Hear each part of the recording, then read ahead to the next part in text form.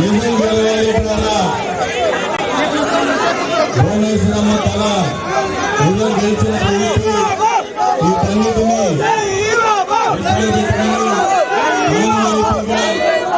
Telugu Desam party వ్యవస్థాపక అధ్యక్షులు గౌరవనీయులు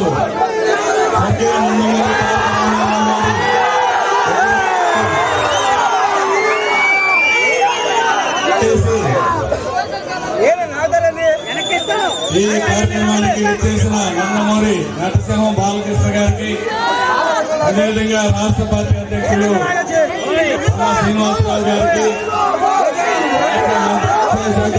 లక్షరెడ్డి గారికి అందరికీ స్వాగతం. మంత్రి గారు పాలరంగ స్వామి గారికి, సవితమ్మ గారికి, తెలుగు జనార్దన్ అందరికీ స్వాగతం తెలియజేస్తూ